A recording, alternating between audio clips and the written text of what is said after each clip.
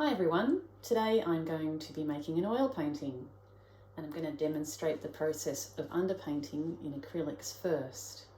As you can see, I'm working from a digital collage that I've made in Photoshop, and I've drawn up the image here on my canvas using a projector earlier on. So I'm going to start by using a tub of water, an old plastic container for a palette, and I'm using acrylic paints today. Okay, so I've got my palette of colours ready, and I'm going to start marking in some of my background areas first, in the sky area. I'm going to be applying the colour fairly flatly, and I'm going to water it down too because I don't want to create too much of a layer. And if the colours aren't exactly correct in this first layer, that's okay. They're really just there to provide a map for the oil painting that's going to go on top. I can see that my blue's a little too saturated, but I'm not too bothered by that at this stage. So just roughly marking it in, and it will provide a lot more depth in the final image if there's an underpainting. The reason why I'm using acrylic paint for my first layer and not oils is because it dries so quickly, and it means that I can start doing the oil painting later today when this layer is dry.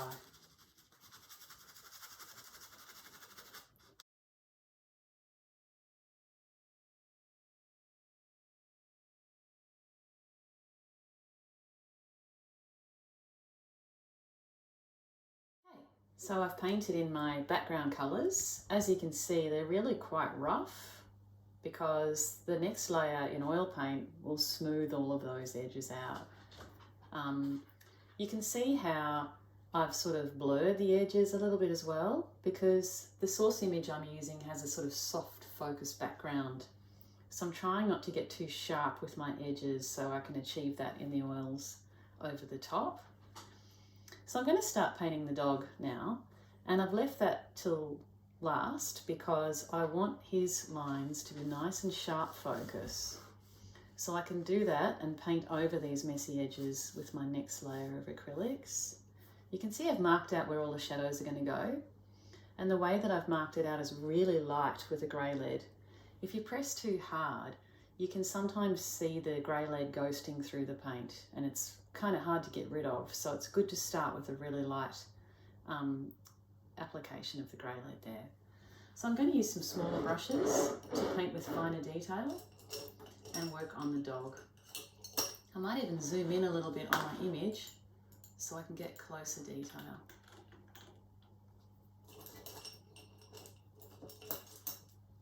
I'm just going to start by marking in my darks.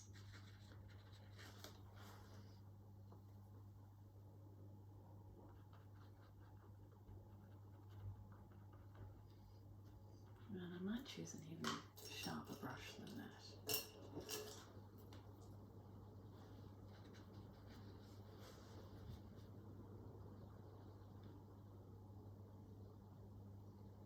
So you can see how that sharper line can be painted over the top of those fluffy, messy edges to tidy things up.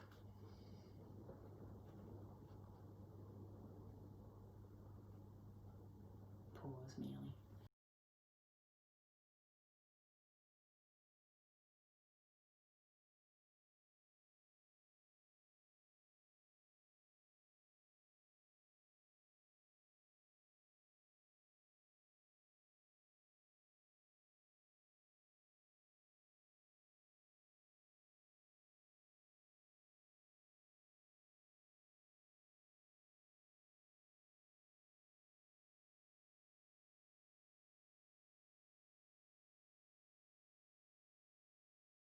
So I've finished painting the basic tones of the dog in, and you can see that I've sharpened these edges a little bit more because I want to achieve a little bit more focus in the animal in the painting.